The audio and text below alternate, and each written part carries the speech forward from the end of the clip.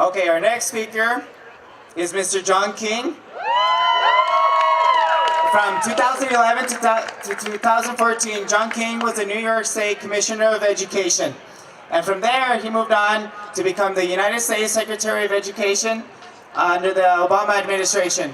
So please give a warm welcome to Mr. King.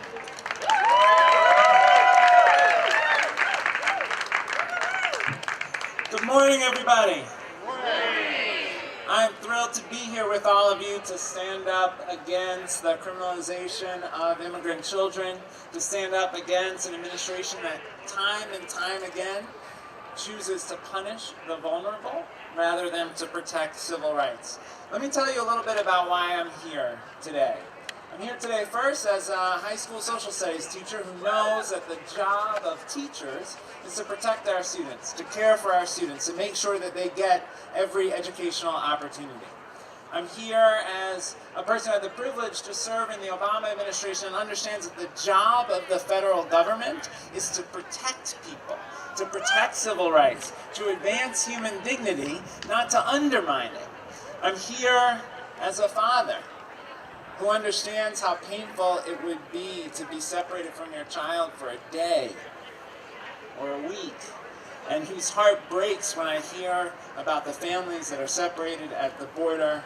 I brought my daughter with me today because I want her, my daughter Mina's here with me today because I want her to understand that when something is wrong, when something is unjust, that we don't just sit by, we actually take action to do something about it. So I'm honored to be here with a community of people who aren't just letting injustice happen, but are saying we've got to stand up and fight against it. I'm also here as a kid who grew up in Brooklyn who experienced trauma. Both my parents passed away when I was a kid. My mom when I was 8, my dad when I was 12. And I moved around between different family members and schools. And it was teachers who saved my life. Teachers who cared about me. That's right. Teachers who cared about me. Teachers who protected me. So I know what the impact of trauma is, and I'm glad to stand with all of you to say we have to end the trauma. We have to end the trauma of family separation. We have to end the trauma of kids being kept in detention facilities that are in unacceptable conditions. We have to end the trauma of kids being refused the opportunity to rejoin family members and sponsors who care about them and love them. We have to end the trauma of kids being denied educational opportunity. We have to end the trauma of kids being denied adequate health care and adequate heat and adequate clothing and adequate support. We have to end that trauma, and that's what we're here today to do.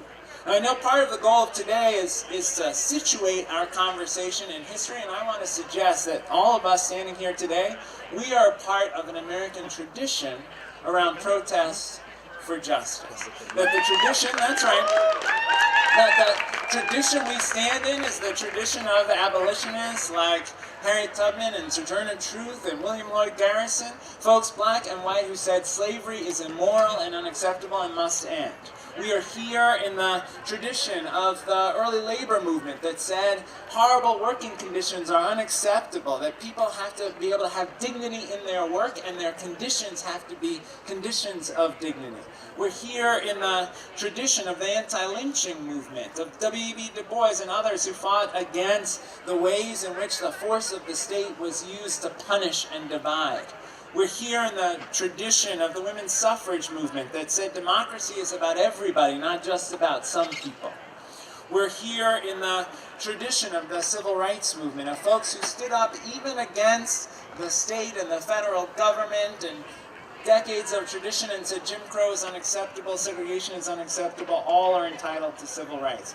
We're here in the tradition of Cesar Chavez and Dolores Huerta and those who stood up for the rights of farm workers. We're here in the tradition of folks who stood up at Stonewall to say for the LGBTQ community, we will be seen, we will be protected, our rights deserve to be protected. That's the tradition we're a part of. That is the American tradition.